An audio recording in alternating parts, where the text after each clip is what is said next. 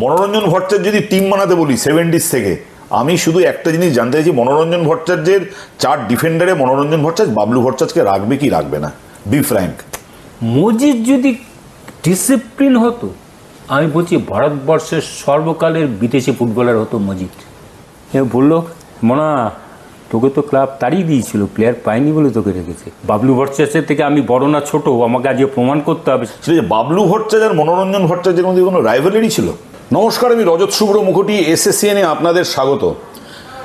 ফিরে দেখা কলকাতা লিগ অনুষ্ঠানে আজকে যিনি আমার গেস্ট, প্রায় 15 বছরের বেশি সময় ধরে তাকে বলা হতো বাংলা তথা ভারতের ফুটবলের ডিফেন্সে চীনের প্রাচীর। এর থেকে বেশি আর আমাকে ইন্ট্রোডাকশন তার বলতে হবে না, আপনারা বুঝেই গেছেন। He is none other than Manoranjan Bhattacharya, এবং আমাদের মতো অসংখ্য ফুটবল প্রেমীর কাছে তিনি মনাদা। মনাদা, আমাদের অনুষ্ঠানে স্বাগত। প্রথম প্রশ্ন, তুমি তো বড় ক্লাবে খেললে 77 সাল থেকে। 77 সাল থেকে। তার আগে তোমার এই বড় ক্লাবে আসার জার্নিটা কিভাবে?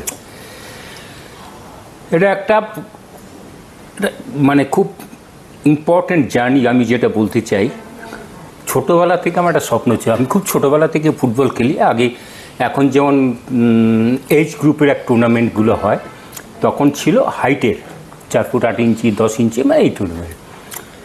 ছোটোবেলা থেকে এত অন্ধ ইস্টবেঙ্গল সমর্থক, একদম ছোটোবেলাতে। তখন আমি কত খেলাও বুঝতাম না, আমি ভাবতাম রেডিয়ার ভেতর বোধহয় প্লেয়াররা খেলছে, ওটা কমেন্ট্রি হচ্ছে, মানে তুই বলছি এরকম। ছোটোবেলা থেকে ফুটবলটা ভালোবাসতাম, কারণ খেলাধুলোটা ভালোবাসতাম। ফুটবলটা মেনলি আমাদের বাংলায় ফুটবলটা হচ্ছে মেন স্পোর্টস, যার জন্য ফুটবলটা বেশি খেলা হতো, এবং শীতকাল মাঝে মাঝে ক্রিকেট খেলা হতো। ওখান থেকে এইবার কিছু পাড়ার বা এরিয়ার কিছু অফিসিয়াল থাকে, তারা দেখবেন আগেকার দিনে কিছু লোক থাকলো, তারা কিন্তু ঘরের ভাতকে ঘরের ভাতকে বনমস্ত, মানে বাড়িতে কোনো কাজ করতো না, কিন্তু এই যে যারা পাড়ায় পাড়ায় যেসব ভালো ভালো ফুটবল না, তাদের নিয়ে টুর্নামেন্টে নিয়ে যেতে, এরকম বিভিন্ন টুর্নামেন্ট খেলেছি। যখন থেকে একটু ইস্টবেঙ্গল মোহনবাগান বুঝলাম, রেডিওতে কমেন্ট্রি শুনতাম, আমার বাড়িতে রেডিও ছিল না, পাশের বাড়িতে কমেন্ট্রি শুনতাম, তখন থেকে হঠাৎ অদ্ভুত একটা স্বপ্ন। আমি আমি জানি না কীভাবে আমি ইস্টবেঙ্গলের সমর্থক হয়েছি, হয়তো ছোটোবেলার থেকে শুনেছি আমরা ওপারের লোক, ওপারে মানে বাংলাদেশের লোক, ছোটোবেলার থেকে একদম ব্লান্ট ইস্টবেঙ্গল। তখন প্লেয়ারদের নামও জানি না, জানি, কিন্তু ইস্টবেঙ্গল গোল করেছে এটা শুনলে খুব আনন্দ হতো। তখন যখন রেডিওতে কমেন্ট্রি শুনতাম, আস্তে আস্তে বড় হতে থাকলাম, আমার আন্ডার হাইটটা আস্তে আস্তে বড় হয়ে গেল। তখন আমি কিন্তু না ঘাটকা না ঘাটকা, তার মানে হচ্ছে আমি কিন্তু তখন ছোটদের টুর্নামেন্টটা খেলতে পারছি না, বড়দের টুর্নামেন্টে। সেই সময়টা হচ্ছে অত্যন্ত গুরুত্বপূর্ণ প্রত্যেকটা প্লেয়ারের কাছে যারা ফুটবলটা খেলে। এখন যেরকম অনেকগুলো এইজ টুর্নামেন্ট, আন্ডার 12, আন্ডার 14 বা আন্ডার 15, আন্ডার 17 বা 19, তখন কিন্তু সুযোগ ছিল না 4 ফুট 8 ইঞ্চি বা 10 ইঞ্চি, তারপরে একদম সিনিয়র টিমে।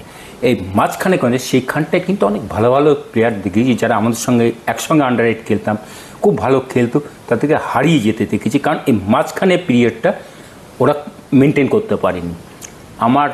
আমি খুব ভাগ্যবান, আমি যে ফ্যামিলিতে জন্মেছি, সেই ফ্যামিলিতে আমাদের বাবা 2টো টার্গেট দিয়ে রেখেছিল, সকাল বিকেল পড়াশোনা করবে, এই সকাল আর রাত্রিবেলা পড়াশোনা করবে, বিকেলবেলা মাঠে যাবে খেলতে। যে যখন যে নট অনলি ফুটবল, ক্রিকেট হলে ক্রিকেট, যা হোক। তোমার বাড়ি কোথায়? আমি বাড়ি বেলঘড়িয়াতে আমার জন্ম। সেখান থেকে আস্তে আস্তে যে ডিস্ট্রিক্টে আমি প্র্যাকটিস করতাম, মানে যেখানে যাদের হয়ে আন্ডার 8 খেলতাম, যে ক্লাব হয়ে ছোটোবেলায় 4 ফুট 8 ইঞ্চি বা 10 ইঞ্চি, সেখান থেকে সে ডিস্ট্রিক্টের, আমাদের নর্থ 24 পরগনা ডিস্ট্রিক্টের ওদের টিম আছে, ওখান থেকে ওদের টিমে আগে পাওয়ার লিগ খেললাম। মানে ছোটোবেলা থেকে আমার স্বপ্নটা বলছি, এটা জার্নিটা ওখানে পাওয়ার লিগ খেললাম। প্রথমে ভালো ভালো প্লেয়াররা ওদের ডিভিশন খেলাগুলো খেলতো পাওয়ার লিগ। ওখান থেকে ফার্স্ট টিমে ঢুকলাম, মানে তাও প্রথম বছর ইন্ডিয়ার অফ 1973, সে বছর আমি হায়ার সেকেন্ডারি পরীক্ষা দিয়েছি। তখন একটু ছাড় পেলাম মানে একটু মুক্তি পেলাম পড়াশোনা থেকে। আমাদের বাড়িতে আনঅফিসিয়াল একটা পড়াশোনার চাপ ছিল, বাবা খুব ছিলেন, আমার দাদাও পড়াশোনায় খুব ভালো, এবং আমার দিদিও পড়াশোনায় ভালো ছিল। আমাদের বাড়িতে একটা পড়াশোনার চাপ ছিল, মানে পড়াশোনাটা করে তুমি যা খুঁজছো, পড়াশোনার এনভায়রনমেন্ট আছে, হ্যাঁ, পড়াশোনা করলে তুমি সব কিছু ছাড় পাবে, আদারওয়াইজ তুমি ছাড় পাবে না। এই হচ্ছে ব্যাপার। হায়ার সেকেন্ডারি পড়ার পর কিছুটা ফ্রি হয়ে গেলাম, ফ্রি হওয়ার পর অনেকক্ষণ মাঠে থাকতে পারতাম, যে জায়গাটা টার্নিং পয়েন্ট। তখন সকাল বিকেল দুবেলা মাঠে যেতাম, সকালবেলা 1.5 ঘন্টা 2 ঘন্টা 2.5 ঘন্টা প্র্যাকটিস করতাম আমরা একসঙ্গে ছোটোবেলায়, যারা আস্তে আস্তে বড় হচ্ছি মানে ওই ছোটো থেকে। বিকেলবেলা আমরা গিয়ে সবাই গ্যালারিতে বসে নানা রকম খেলাধুলা, আমাদের এখানে খেলাধুলো ছাড়া আলোচনা হতো না। এবার ডিস্ট্রিক্টে আমাদের নর্থ 24 পরগনার অনেকগুলো টিম ছিল ডিস্ট্রিক্টে। সোদপুরে রবীন ঘোষ বলে একজন ছিলেন, উনি আমার থেকে সিনিয়র, উনিও ডিস্ট্রিক্ট খেলতেন, উনি পুলিশে খেলতেন, পুলিশ এসি। তা আমাকে একদিন খবর পাঠালো যে পুলিশের ট্রায়াল আছে, পুলিশ পয়সা দেয় না, পুলিশ এসে পয়সা দেয় না, তো পুলিশের ট্রায়াল আছে। আমাকে পছন্দ করলো, বললো তুমি কাল থেকে, মানে যেদিন নেক্সট প্র্যাকটিস দিন ছিল সেদিন থেকে বললো তুমি প্র্যাকটিসে এসো। আমি গেলাম, সেখান থেকে উত্থান। প্রথম বছর আমরা রেলিগেটেড টিম ছিল, খুব ভাগ্যবান আমি যে সেই বছর আইএফএর নামাটা ছিল না, যার জন্য আমরা সার্ভাইভ করে গেছি। পরের বার পুলিশে খুব ভালো খেললাম এবং আমরা লিগের মাঝামাঝি জায়গায় ছিলাম, হয়তো তখন 18টা না 20টা টিম ছিল, আমাদের পজিশন 10, 11, 12-র মধ্যে ছিল 75 সালে 75-এ। এবং সেখান থেকে আমি জুনিয়র বেঙ্গল জুনিয়র ন্যাশনাল ট্রায়ালে গেলাম। জুনিয়র ন্যাশনাল ট্রায়ালে যেতে জুনিয়র ন্যাশনাল চান্স পেলাম। জুনিয়র ন্যাশনালটা হয়েছিল মণিপুরে, আমরা চ্যাম্পিয়ন হলাম। এবং এইখান থেকেই আমার স্টার্টটা আস্তে আস্তে ফেভার করছে। এইখানটায় কি হয় জানো তো, তোমার আইডেন্টিটি কিন্তু তোমার পারফরমেন্সে হয় না। তুমি যদি ইস্টবেঙ্গল বা মোহনবাগান ক্লাবের একটা মোস্ট পাতি প্লেয়ার, তুমি কিন্তু অটোমেটিক তুমি কিন্তু সিলেক্টেড হয়ে যাবে। হোয়ারাস তুমি যদি একটা মাঝারি ক্লাবের যদি টপ প্লেয়ার হও, তোমাকে কিন্তু চট করে তোমাকে সিলেকশন করবে না। This is the difference between a foreign coach and an Indian coach. 75-এ তুমি খেলছো পুলিশ এসি, 76-এ খেলছো জর্জ টেলিগ্রাফ, 77-এ তুমি ইস্টবেঙ্গল জয়েন করলে, 77 থেকে তোমার ইস্টবেঙ্গল যাত্রা। এই 77-এ যখন ইস্টবেঙ্গল জয়েন করলে, সে বছর টিমটা কেমন ছিল? বা তার আগে 75-এর মোহনবাগানকে 5 গোল হয়ে গেছে, তখন ইস্টবেঙ্গল সেই সময়টায় 75-এর পর থেকে তো মোহনবাগান টিম ইস্টবেঙ্গলের থেকে অনেক বেশি পাওয়ারফুল বলা হতো। মানে কোন টিমের কথা? আমি যে বছর ইস্টবেঙ্গলের সই করলাম, যে বছর তুমি ইস্টবেঙ্গলের সই করলে, আমি যে বছর ইস্টবেঙ্গলের সই করলাম সেই বছর 76-এ ইস্টবেঙ্গল একটা টুর্নামেন্ট খেলতে গিয়েছিল বোকারোতে। হয় tournament, otherwise an exhibition match. সেখানে ইস্টবেঙ্গলের 4টে প্লেয়ার গিয়ে বোধহয় ব্যাক করেছিল, খেলাটা পিছিয়ে ছিল বা সামহাও কিছু একটা হয়েছিল। যেমন গোলকিপার তরুণ বোস, স্টপার অশোকলাল ব্যানার্জি, মাঝমাঠে গৌতম সরকার, ডিফেন্সে সুধীর কর্মকার। তাদেরকে ইস্টবেঙ্গল ক্লাব সাসপেন্ড করলো, মানে 76-এ। 77-এ অটোমেটিক এরা 4 জন বেরিয়ে গেল, তার মধ্যে 2 জন মোহনবাগানে গেল, ওই সুধীর কর্মকার আর গৌতম সরকার মোহনবাগানে গেল, তরুণ বোস আর অশোকলাল ব্যানার্জি মোহামেডানে গেল। ইস্টবেঙ্গলে একটা ভ্যাকেন্সি হয়েছে মানে ডিফেন্সে। সেই ভ্যাকেন্সির মধ্যে ইস্টবেঙ্গলের 2 জন পুরনো প্লেয়ার ছিল, শ্যামল ঘোষ, সেই সিনিয়র প্লেয়ার, সেই বছর ক্যাপ্টেনও শ্যামল ঘোষ। বলাই চক্রবর্তী একটা স্টপার ছিল, তার আগের বছর সই করেছিল। আমরা 2টো নতুন ছেলে যারা জুনিয়র ইন্ডিয়া খেলতে গিয়েছিলাম, আমি আর রমেন ভট্টাচার্য, 2 জনকেই সই করিয়েছিল। একটা পজিশানে ফিক্সড, একটা পজিশানে 3 জন আমরা। তার মধ্যে বলাই 1 বছর সিনিয়র, আমি আর রমেন 2 জনই জুনিয়র ইন্ডিয়া খেলে এসেছি। এখন অমলদা কোচ ছিলেন, অমলদা আমাকে অটোমেটিক, অমলদা ফার্স্ট 2টো ম্যাচ আমাকে খেলালেন, খেললাম, জিতলাম, গোলও খাইনি। 3rd ম্যাচ আমি ড্রপ। আচ্ছা ছেলে, বলার কিছু নেই। রমেন খেললো, সেই ম্যাচটাও জিতলো, গোল খাইনি। 4th ম্যাচে আবার রমেন ড্রপ, আমি আবার ঢুকলাম 4th ম্যাচে, সেই ম্যাচেও জিতলাম। 5th ম্যাচ থেকে আমি টানা বসে আছি, জানি না। আমি বললাম না, আমার সেরকম তো সিনিয়র না বা সেরকম গার্ডসও তৈরি হয়নি যে সম্বন্ধে বলবো আমাকে কেন খেলাচ্ছেন না। ড্রপ কিছু করার নেই। প্র্যাকটিস করতাম, তখন খুব প্র্যাকটিস করতাম। তখন আমার একটা সুবিধা ছিল, আমি যে অফিসে চাকরি করতাম সেখানে কোনো গেলেও হতো, না গেলেও হতো, সুতরাং প্র্যাকটিসটা আমি করতে পারতাম। প্র্যাকটিস হয়তো তখন খুব বেশি হলে 2 ঘন্টা প্র্যাকটিস হতো, এই 9টা থেকে 9:30, কারণ ম্যাক্সিমাম প্লেয়ার অফিস যেত, সুতরাং ওখান থেকে স্নান টান করে ভাত রাত থেকে অফিস যেত। তারপরে আমি আর 8 ঘন্টা 45 মিনিট আমি ভাস্কর এরা নিজেরা করতাম। হয়তো আমার টাচ ফাচ বলের অত ভালো ছিল না, কন্ট্রোল ভালো ছিল না, এগুলো ডেভেলপ করতাম ওই সময়টা করে করে। ঠিক আছে, ছোটো এখন আমি যদি চিৎকার করে বলতে যাই তো কে শুনবে আমার কথা? আমার কোনো আইডেন্টিটি তৈরি হয়নি।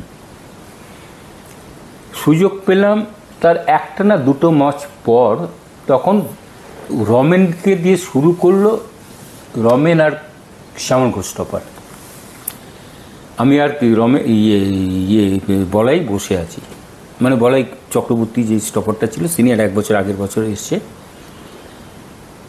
তারপর রমেন একটা ভুল করলো মাঠের মধ্যে এবং আমরা সার্ভাইভ করে গেলাম। হাবিবদা খুব সিটার, ভাস্করের হাতে বলটা তুলে দিল। রমেন একটা মিস কিক করেছিল, মনে একটু বৃষ্টি হয়েছিল, বলটা ড্রপ করার পর রমেন কিক করতে গিয়ে পাইনিস দিয়ে বলটা চলে গেছে এবং হাবিবদা ফাঁকা পেয়েছিল, হাতে ভাস্করের হাতে মেরেছে, খুব ভালো ভাস্কর বেরিয়ে এসছে, হাতে মেরেছে। ওখান থেকে আমাকে অমলদা বললো ওয়ার্ম আপ কর, বলছি এইগুলো, তা আমি ওয়ার্ম আপ করছি। শান্তদা মাঠে ছিলেন তখন না, এই বড়ো ম্যাচে দেখবেন ইস্টবেঙ্গলে কিছু সিনিয়র প্লেয়ার আসতো, যেমন শান্তদা, প্রশান্ত সিনহা, লালটু ভট্টাচার্য, এরকম কিছু প্লেয়ার আসতো, বড় দিনে আসতো বা খেলার আগের দিন আসতো, একটা কিছু বলতো প্লেয়ারদের, এরকম একটা ইস্টবেঙ্গলে একটা ট্র্যাডিশন ছিল এটা। শান্তদা অমলদাকে বললেন জানি না, অমলদা আমাকে বসিয়ে বলাইকে নামালো। বলাই দারুণ খেললো, ম্যাচটা আমরা 2 করে জিতলাম, খুব ভালো খেলেছিল বলাই। ঈশ্বর আমাকে দেখেছিল। তারপরের ম্যাচটায় কাস্টমসের সঙ্গে খেলা, ফার্স্ট হাফে শেষের দিকে বলাই একটা ভলি মারতে গেল, বলাই খুব ভালো ভলি মারতো, বলাই কিন্তু এই সাইড ভলিটা খুব ভালো মারতে গেলো, পায়ে ফাঁক দিয়ে নিচ দিয়ে বলটা চলে গেছে। ওদের একটা ভালো স্পিডি লেফট উইঙ্গার ছিল, ওই বলটা ধরে গোল করে দিয়েছে। আমার টার্নিং পয়েন্ট হচ্ছে ওই সেই হাফ টাইমের পর, তারপর আমায় নামালো, that is my turning point. তারপর থেকে ইস্টবেঙ্গল টিমে আমি আর বসিনি। মানে 77 সাল 77 সাল সেই কাস্টমসের বিরুদ্ধে ম্যাচ, সেকেন্ড হাফ থেকে তুমি তারপরে আমি যতদিন মানে ফিট সুস্থ ছি আজ, আমি যখন সুস্থ আছি আমি সবসময় খেলেছি। তো মনোরঞ্জন ভট্টাচার্য হলো, মানে কার কন্ট্রিবিউশন মনোরঞ্জন ভট্টাচার্য হলো? বলে দিচ্ছি সব বলছি আমি। এই তো হলো, 77-এ খেলা হয়ে গেল, যা খেলা হয়ে গেল। আমরা সত্যি কথা বলতে সেই বছর ইস্টবেঙ্গলের সাফল্য ভালো না, পারফরমেন্স, ওভারঅল পারফরমেন্স খুব হতাশজনক। আমরা শুধু লিগ চ্যাম্পিয়ন হয়েছিলাম, আর সে সারা বছর আমরা ভারতবর্ষের কোনো টুর্নামেন্টের ফাইনালও খেলিনি বোধহয়, মোস্ট প্রবাবলি। আমরা রোভার্সও ফাইনাল খেলিনি। আমরা ডুরান্ডের একটা ঝামেলা হলো, ডুরান্ডে আমরা ওয়াকআউট দিয়ে চলে এলাম, একটা ঝামেলা হয়েছিল, একটা সুরজিৎকে একটা রেড কার্ড দিয়ে গেছিলো, মানে গ্রুপের খেলায়। যাই হোক, এইবার 78-এ ইস্টবেঙ্গল ক্লাবের ইলেকশন ছিল, কমিটি চেঞ্জ হয়েছে। তখন ডাক্তার দাস ছিলেন, আগেবার আমি যেবার সই করি তখন ডাক্তার দাস ছিলেন, নিশীথ ঘোষ এলেন। যখন ওরা নতুন কমিটিতে হলো, কমিটিতে আসার পর একদিন আমার সঙ্গে ওদের ফুটবল সেক্রেটারি আমাকে ডেকে কথা বলেছিল যে ঠিক আছে আমরা এসছি, তোমরা চিন্তা করো না, তোমরা থাকবে। তারপর সই শুরু হয়ে গেছে। ওই যে একদিন প্রথম দিন কথা বলেছিল কমিটিতে, তারপরে কোনো যোগাযোগ নেই। এবং আমি জানি তখন মোহনবাগান সেই বছর ট্রিপল কাউন্ট পেয়েছে, 77-এ মোহনবাগান ট্রিপল কাউন্ট পেয়েছে, IFAC rover student, Subrata Bhattacharya, Pradip Chowdhury, দুটো স্টপার। মোহনবাগানের স্টপারদের মনে খুব সম্ভবত চেষ্টা করেছিল, আমার যতদূর মনে হয়, আই এম নট কনফার্ম, এটা আমার ধারণা। তখন আমার সঙ্গে প্রথম দিন কথা বলার পর আর কথা বলেনি। আমার এখন মোহনবাগান ক্লাব তাদেরকে ছাড়বেই বা কেন? ট্রিপল কাউন্ট একটা ট্রিপল কাউন্টের প্লেয়াররা তো কোনোদিন ছাড়ে না। এইটাকে আমি বলতে পারি যে 78-এ বাবলু ভট্টাচার্য বা প্রদীপ চৌধুরীকে না পেয়ে ইস্টবেঙ্গল মনোরঞ্জন ভট্টাচার্যকে রেখে দিয়েছিল। না, হয়তো রেখে দিত। ফার্স্ট প্রেফারেন্স কি বাবলু ভট্টাচার্য আর প্রদীপ চৌধুরী ছিল ইস্টবেঙ্গলের কাছে? শ্যামল ঘোষ অটোমেটিক আছে, শ্যামল ঘোষ তো আছে। হয়তো বাবলু দুজনকে তো সই করাবে না, যে কোনো একজন হয়তো আমাকে থার্ড স্টপার হিসেবে রেখে দিত। Very interesting. মানে 78-এ ইস্টবেঙ্গলে বাবলু ভট্টাচার্য যদি আসতো, বাবলু ভট্টাচার্য প্রদীপ যে কোনো একজন, তাহলে মনোরঞ্জন ভট্টাচার্য থার্ড স্টপার হিসেবে থাকতো হয়তো। না, এটা কেউ বলতে পারে না, এটা কিন্তু কোনোদিন বলা উচিত না। সে থার্ড স্টপার হতো কিনা অটোমেটিক, মানে অল্টারনেট ছিল একটা, মানে কম্পিটিশন। টিমে ঢোকা কঠিন হতো, কারণ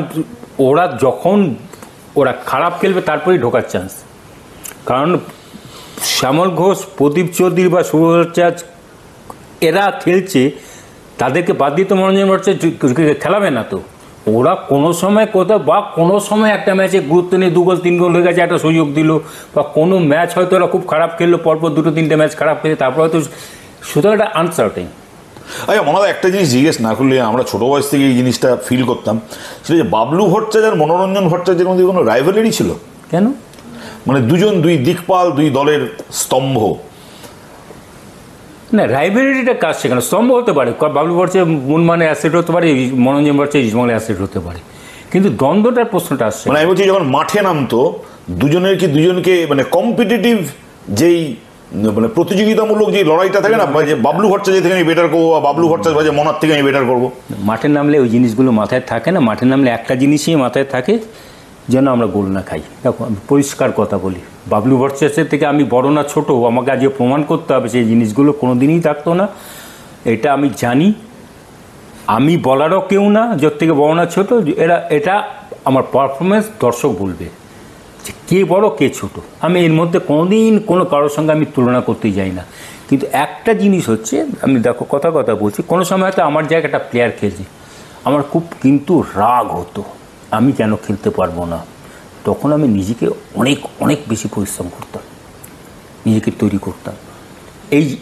এই রাগটা আমার ছিল, এবং সেটা 77-এ যখন আমি বসেছিলাম সেই সময়টা আমি বললাম না, 8 ঘন্টা 45 মিনিট 1 ঘন্টা করে আমি রোজ বেশি প্র্যাকটিস, আমার যেগুলো ডেফিসিয়েন্সি ছিল ওর সব ইমপ্রুভ করতাম। মনোরঞ্জন ভট্টাচার্য কিন্তু খুব মানে ইরাটিক ডিফেন্ডার ছিল। যখন আমি খেলি ছোট টিম থেকে যখন বড় টিমে এসে, খুব ইরাটিক ডিফেন্ডার। আমার এখনও মনে আছে একটা বেশ মজার ঘটনা। তা 77 তো শেষ হল, 78 একটা মজার ঘটনা বলছি। 77টা হচ্ছে আমার টার্নিং পয়েন্ট, আমার লাইফের টার্নিং পয়েন্ট হচ্ছে 78টা হচ্ছে আমার লাইফের টার্নিং পয়েন্ট। তার দুটো কারণ। একটা কারণ হচ্ছে আমি এমন একজনকে কোচ পেয়েছিলাম, যে আমার ভারতবর্ষের ফুটবলের সর্বকালের one of the best stopper, one of the best, প্রথম 2-3 জনের মধ্যে সর্বকালের ভারতবর্ষের, দ্যাট ইজ অরুণ ঘোষ। আর একটা ইন্টারেস্টিং ঘটনা বলছি, এবার অরুণ ঘোষ এসছে, মীর খুব ছিল, চ্যাংড়া ছিল, মীর ঘোষ খুব চ্যাংড়া ছিল। মিডটা তো 78-এ সেই ভলির বিখ্যাত গোল, 77 ফার্স্ট গোল এগেনস্ট মোহনবাগান, যেটা 2 গোলে জিতলাম, বল ভলিটা। প্রথম দিন প্র্যাকটিসে গেছি, মীরের সঙ্গে অরুণদার পূর্ব পরিচয় ছিল, কারণ মীর যেহেতু রেলে খেলতো, তা অরুণদা ইন্টার রেলে কোচিং করাতো, মীরের সঙ্গে দেখেছে যে মীর প্রথম দিন। তখন তো সেই 77-এ তো আমি, এরকম রমেন, এরা 3-4 জন ছিলাম, যারা সবে এসেছি। তাহলে একসঙ্গে আমাদের ধর বাইরে টুর্নামেন্ট খেলতে গেলে আমাদের একসঙ্গে আড্ডা মারতাম, বা একটা ঘরে থাকতাম, ইয়ার্কি ফাজলিমি করতাম। এ বললো, মনা তোকে তো ক্লাব তাড়িয়ে দিয়েছিল, প্লেয়ার পাইনি বলে তোকে রেখেছে, এত কচ্ছপ নেই। আমি একটা কথা মীরকে বলেছিলাম, মীর তুই যেটা বলেছিস একদম 100% সত্যি কথা। আমি জানি ওরা চেষ্টা করেছিল, পাইনি, লাস্টে আমাকে ডেকেছে। তবে তুই একটা কথা তোকে বলে যাচ্ছি, তুই লিখে রাখ। আমি কিন্তু আমার ধর্মস্থ বলছি, আমি জীবনে কোনোদিন মানে মিথ্যা কথা বলিনি। সামনে বছর ফার্স্ট যে প্লেয়ারটার সঙ্গে কথা হবে তার নাম হচ্ছে মনোরঞ্জন ভট্টাচার্য, লিখে রাখতে বলে দিয়েছিলাম। মানে আমি এত রেগে গিয়েছিলাম। হ্যাঁ, পরের বছর সবচেয়ে প্রথম কথা বলেছে মনোরঞ্জন ভট্টাচার্যের সাথে। এই যে রাগটা প্লেয়ারদের, যে এই যে নিজেকে চ্যালেঞ্জ করে, সবাই পারে না, আমি নিজেকে চ্যালেঞ্জ করেছিলাম। অরুণদা প্রত্যেক দিন খেলার পর কাউকে, টিমের কাউকে কিছু বলবে না। ফার্স্ট খেলতে গেছি ওই ফেড কাপ 78-এ হচ্ছে, সাউথে হচ্ছে, 2 গোল 3 গোল 4 গোল করে জিতছি। আর অরুণদা খেলার পর কাউকে কিছু বলে না, খেলার পর না, ড্রেসিং রুমে যা কিছু বলে আমায়, তুমি এটা চাচ্ছ ফুটবল খেলেছো, এটা তুমি এটা তোমার ফুটবল খেলা। আর বাচ্চা ছেলে, তোমার জেদ বাড়ছে। জেদ বাড়ার থেকে বড় কথা হচ্ছে, আমি বলছি তো ক্লাব তো টিম তো গোল খায়নি, তাহলে আমাকে এরকম করে বলছে কেন? জেদ বাড়ছে না। অরুণদার যেটা ব্যাপার হচ্ছে, অরুণদা অনেক ফাইনেস্ট ডিফেন্ডার ছিল তো, অরুণদা ফাইনেস্ট ডিফেন্ডার। অরুণদা খেলা তো আমি দেখিনি, সত্যি কথা বলতে অরুণদার খেলা আমি দেখিনি, চ্যালেঞ্জ সিংয়েরও খেলা আমি দেখিনি। অরুণদা খেলাটা কিন্তু পেছন থেকে তৈরি করতো। অরুণদা কিন্তু ইরাটিক খেলতো না, আমি যা শুনেছি। পরে আমি বলরাম থেকে জিজ্ঞেস করেছিলাম, বলরামদা তখন ছিলেন। আচ্ছা বলরামদা, একটা কথা বলুন তো, একদিন মাঠে, ইজমল মাঠে বলরাম থেকে দিল, অরুণদা আমাকে এরকম রোজ বলে কেন? বলে কেন বলে বুঝতে পারছিস না? তখন কলকাতা মাঠে লিগের খেলা হচ্ছে। বললে অরুণ চাইছে তুই বলটা ধরে কারেক্ট ডিস্ট্রিবিউট কর, পেছন থেকে খেলাটা তৈরি কর, এটা অরুণ চাইছে। ওই হিরাটিক ক্লিয়ার করে দিলি, হ্যাঁ তুই গোল খাচ্ছিস না। আমার মনোরঞ্জন ভট্টাচার্য হওয়ার পেছনে অরুণ ঘোষের একটা বড় বিশাল অবদান, বিশাল অবদান, বড় না বিশাল অবদান। এবং আমি বলবো সবচেয়ে বড় অবদান, দেখো প্রদীপদাকে তো অস্বীকার করার কোনো জায়গা নেই। প্রদীপদাকে কিন্তু তখনও আমি পাইনি। আমি কিন্তু আমি প্রথম কোচ, কিন্তু ফার্স্ট কোচ পেয়েছি অমলদাকে, তারপর পেলাম অরুণদাকে, তখনও প্রদীপদাকে পাইনি। সুতরাং মনোরঞ্জন ভট্টাচার্যের ডিফেন্সিভ যা ভুলভাল বা ডিফেন্সিভ কোয়ালিটি ইমপ্রুভ করার পেছনে সবচেয়ে যে মানুষটা 1 নম্বর জায়গায় আছে, তার নাম হচ্ছে অরুণ ঘোষ। মনোজ, একটা জিনিস জিজ্ঞেস করি, তোমার সেরা, তোমার পছন্দের 4 জন ডিফেন্ডার যাদের সঙ্গে খেলেছো বা যাদের বিপক্ষে খেলেছো? হ্যাঁ বাবা, এবার কি প্রশ্ন? তোমার পছন্দের 4 ডিফেন্ডার যাদের সঙ্গে খেলেছো বা যাদের বিরুদ্ধে খেলেছো? আমি তোমাকে বলছি, আমাকে যদি বলো, আমার 85-এ যে ইজমলের ডিফেন্ডাররা ছিল, সে 4 জন আমার কাছে আমি সবচেয়ে বেশি আনন্দ পেয়েছি। তাকে 85-এর ডিফেন্সে ছিল, রাইট ব্যাক খেলতো বলাই, আমি আর তরুণ স্টপার খেলতাম, লেফট ব্যাক খেলতো অলোক। এবং মানে সবচেয়ে বেশি স্বাচ্ছন্দ্যে খেলতাম সেই 4 জন যখন একসঙ্গে খেলতাম। তুমি সুধীর কর্মকারের সাথে খেলোনি? সুধীর কর্মকারের সঙ্গে খেলেছি, ওটাকে সুধীর কর্মকার তখন শেষ 80-তে সুধীর কর্মকারের সঙ্গে খেলেছি। সুধীর কর্মকার তখন স্টপারে খেলছে, আমি আর সুধীরদার স্টপারে খেলতাম। মানে প্রদীপদা সেই বছর কোচ হয়ে এলেন তো, সুধীরদা আমি স্টপারে খেলতাম। সুধীরদার সঙ্গে যেই বছরটা খেলেছি, দেখো সুধীরদা খেলেছি, ওটা আমি খুব ভাগ্যবান যে আমার সবচেয়ে ফেভারিট প্লেয়ারের পাশে আমি খেলতে পেরেছি। I am very lucky. কারণ সুধীরদার নিয়ে তো আলোচনা, সুধীরদাকে একমাত্র ফুটবলার যাকে নিয়ে কোনোদিন কোনো সমালোচনা হয় না, দ্যাট ইজ সুধীর কর্মকার। আমি বলে দিলাম, আমার খুব সৌভাগ্য 80-তে যেবার সব বেরিয়ে গেল মোহনে, সেই বছর সুধীরদার, তাও শেষের দিকে, একদম শেষের দিকে সুধীর এলো, এবং সুধীরদা তখন স্টপারে খেলতো, সুধীরদার সাইড ব্যাক খেলতো। সুধীরদা সেই বছর কোচ, সুধীরদাকে স্টপারে নিয়েছিল। অদ্ভুত সুধীরদা যেগুলো করতো না, মানে ন্যাচারাল, সুধীরদা নিজের থেকেই করতো। সুধীরদাকে আমি অনেকবার জিজ্ঞেস করি, সুধীরদার আমি রুম পার্টনার ছিলাম, সুধীরদার থেকে আর অনেক কিছু শিখবো বলে সুধীরদাকে আমি বাইরে যখন খেলতে যেতাম, আমি রুম পার্টনার করেছিলাম, সুধীরদার কাছে গেছি। বলে না তুই ভালো গেছিস, তোকে কিছু, বাট হি কান্ট এক্সপ্লেন। সুধীরদা এটা কেন করলো কিন্তু এক্সপ্লেন করতে পারবে না, মানে ন্যাচারালি হচ্ছে, অটোমেটিক করে দিত। আমি যদি সুবিধা করি, সুবিধা তুমি যখন এই জায়গাটা না গিয়ে তুমি এই জায়গাটা গেলে কেন? বলো গেছি, আরে কেন সেটা তো বলো। মানে অ্যান্টিসিপেশনটা তুমি বুঝতে চাইছো যে এটা কেন গেছি, মনে হলো গেছি। আর সুবিধা হচ্ছে বেশি কথা বলে না তো, 1-2 কথা বলো, আর কারো ক্ষমতা নেই সুবিধার মুখ দিয়ে আর কথা বার করবে। আচ্ছা, তুমি দেশের হয়ে যখন খেলেছো তখন সঙ্গে তো বাবলু ভট্টাচার্য খেলেছে না? মানে বাবলু ভট্টাচার্য তুমি কোনোদিনও একসাথে কোনো দলের ডিফেন্সের দুর্গ সামলাওনি? হ্যাঁ, 79-এ আমরা সন্তোষ ট্রফি, আমি আর সুব্রত ভট্টাচার্য একসঙ্গে খেলেছি। মানে that is the only time, only tournament. তারপরে এত সন্তোষ ট্রফি বা এত দেশ হয়ে কোনোদিনও বাবলু ভট্টাচার্য মনোরঞ্জন ভট্টাচার্য একসাথে খেলেনি? না, দেশের হয়ে একটা টুর্নামেন্ট বাবলু ভট্টাচার্যকে নিয়ে গিয়েছিল, মোস্ট প্রবাবলি 81 নর্থ কোরিয়ায়। বাবলু তাকে স্টপারে খেলায়নি, মাঝমাঠে খেলিয়েছিল ব্লকার হিসাবে। আচ্ছা, এবার তোমার দেখা মানে সঙ্গে খেলা বা বিপক্ষের ফরওয়ার্ড লাইন, মানে বিপজ্জনক, ভয় লাগতো? সবচেয়ে আগে নামটা আসবে তো মোহাম্মদ হাবিব, সবচেয়ে আগে নামটা আসবে, যার নাম হচ্ছে মোহাম্মদ হাবিব, যাকে কোনোদিন মানে ম্যান মার্কিং করা যায় না। পৃথিবী, আমি ভারতবর্ষে যত ফুটবলার আছে, মোহাম্মদ হাবিব হচ্ছে কোনো ম্যান মার্কিং করা যাবে না। মোহাম্মদ হাবিব, তারপর আসছে শ্যাম থাপা, আনপ্রেডিক্টেবল প্লেয়ার, কখন কোথা থেকে কী করবে, ভেরি ডিফিকাল্ট। সুরজিৎ সেনগুপ্ত, অনেক ভালো ভালো প্লেয়ার এগেনস্টে আমি খেলেছি সত্যি কথা বলতে। সুরজিৎ সেনগুপ্ত আছে, সুভাষ ভৌমিক আছে, তারপর জেভিয়ার পায়েস আছে, বিদেশ বোস আছে, মানস ভট্টাচার্য আছে। এই তো আমি বলছি কলকাতার বাইরে ফুটবলার আছে, যেমন গোয়াতে মজিদের, এই মজিদ এগেনস্টে আমি যখন খেলেছি, মজিদ তখন সেই জায়গায় ছিল না। কারণ মজিদ এসছে কলকাতায় হচ্ছে 80 সালে। মজিদ যা খেলেছে আমি তোমাকে বলতাম 80 সালটা, 81-তে মজিদ গ্রাফটা নেমে গেছে। তার কারণ হচ্ছে তখন মজিদ, ইরানে খুব রেস্ট্রিকশান, তো অ্যালকোহলটা খুব রেস্ট্রিকশান ইরানে, অ্যালকোহল পাওয়া এক্সেস ড্রিঙ্কস করতো মজিদ। মজিদ যদি ডিসিপ্লিন হতো, আমি বলছি ভারতবর্ষের সর্বকালের বিদেশি ফুটবলার হতো মজিদ। এইবার আরেকটা প্রসঙ্গে আসি, সেটা হচ্ছে মনোরঞ্জন ভট্টাচার্য ইস্টবেঙ্গল ছাড়লো, সেই টুটুবাবুর বারান্দার দোলনায় সেই ছবি। মনোরঞ্জন ভট্টাচার্যের ইস্টবেঙ্গল ছাড়াটা কতটা দুঃখের ছিল মনোরঞ্জন ভট্টাচার্যের কাছে? আমি এক কথায় এটার উত্তর দেব, এর বিষয়ে কিন্তু আমি বলবো না। এটাই আমার লাইফের সবচেয়ে বড় মিস্টেক। কোনো কারণ আছে, কারণটা আমি নিয়ে আলোচনা করব না।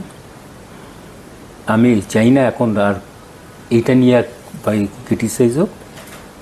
মনোরঞ্জন ভট্টাচার্য যখন টপ ফর্মে ছিল, মনোরঞ্জন ভট্টাচার্য ছাড়েনি। যখন মনোরঞ্জন ভট্টাচার্য শেষের দিকে তখন ছাড়বে, যখন ইস্টবেঙ্গলে থেকে 1980 সালে মডার্ন সব অনেক প্লেয়ার চলে গিয়েছিল, আমার কাছে বিশাল অফার ছিল, ছাড়িনি আমি।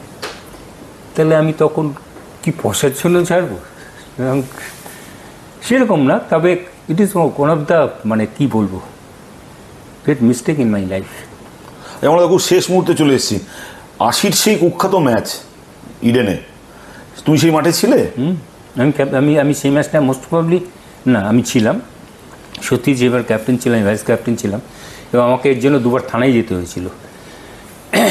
ময়দানের যার যে থানায়, মোস্ট প্রবলি ভবানীপুর থানায় বোধহয়, আমাকে দুবার ওখানে সমন করে ডেকে নিয়ে গেছিল এই ঘটনার জন্য, আমাকে হাজিরা দিই। ওই ম্যাচটা মনে আছে যে কি হয়েছিল সেদিন?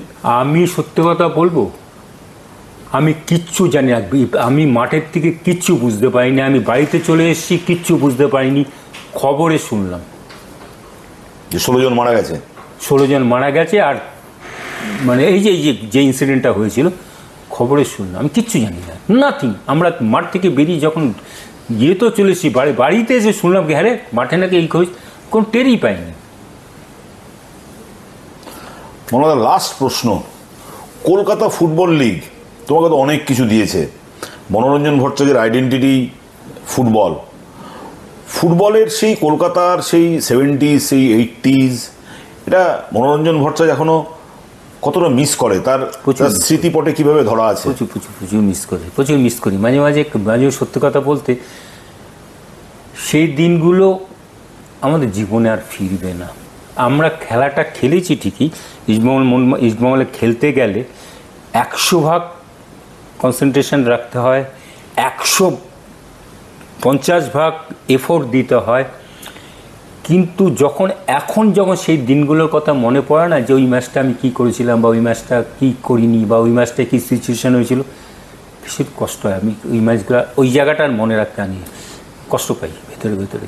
সেই দিনগুলো আমরা খেলাটাকে নিয়ে খুব এনজয় করেছি। আমরা যখন খেলেছি, খেলার আগে যেরকম সিরিয়াস ছিলাম, খেলার পর আমরা কিন্তু খুব এনজয় করতাম। আমি মানে ছাড়তে ইচ্ছে করে না আমার, মানে ফুটবলার হিসেবে, ডিফেন্ডার হিসেবে, মানে কোনো ব্লান্ডার যেটা মানে মনোরঞ্জন ভট্টাচার্য ভুল করেছিল, এরকম হয় কখনো? হ্যাঁ, ভুল করেছি, কে বললো ভুল? শোনো, কোনো মানুষ যদি বলে আমি 100% পারফেক্ট, আমি মিথ্যা কথা বলছি। কার হয়তো 1% মিস্টেক থাকতে, কার হয়তো 10% মিস্টেক, কিন্তু কেউ যদি বলে আমি 100% ভগবান আজ পর্যন্ত, তাহলে ভগবান ভুল কথা বলছে, আমি তাও বলবো। ভগবান যদি এই কথা বলে যে এই মানুষটা একদম 100% পারফেক্ট, আমি বলবো ভগবান মিথ্যে কথা বলছে। কোনো মানুষ 100% পারফেক্ট হয় না। ভুল করেছি বলেই ওখান থেকে শিক্ষা নিয়েছি, একই ভুল চেষ্টা করেছি সে দ্বিতীয়বার না করার জন্য। This is the lesson. আচ্ছা মনে হয় লাস্ট প্রশ্ন, একদম একদম লাস্ট, এটা লাস্ট প্রশ্ন। মনোরঞ্জন ভট্টাচার্য যদি টিম বানাতে বলি 70s থেকে, আমি শুধু একটা জিনিস জানতে চাইছি, মনোরঞ্জন ভট্টাচার্যের 4 ডিফেন্ডারে মনোরঞ্জন ভট্টাচার্য বাবলু ভট্টাচার্যকে রাখবে কি রাখবে না? Be frank. তখন দিকপাল সমস্ত। না, আমি ইন্টারন্যাশনাল ম্যাচে রাখবো না, ডোমেস্টিক ম্যাচে রাখবো। ইন্টারন্যাশনাল ম্যাচে বাবলু ভট্টাচার্য মনোরঞ্জন ভট্টাচার্য টিমে থাকবে না, ডোমেস্টিকে রাখবো। আমাকে যদি সুযোগ থাকে আমি international, domestic Bablu Bhattacharya automatic আসবে, বাট ইন্টারন্যাশনাল ম্যাচ আমি রাখবো পারমারকে, যে টি2তে আমার সঙ্গে এশিয়ান গেমস খেলেছে। থ্যাংক ইউ মনোজ আমাদের সঙ্গে কথা বলার জন্য। Thank you very much. খুব ভালো থাকবেন। হ্যাঁ।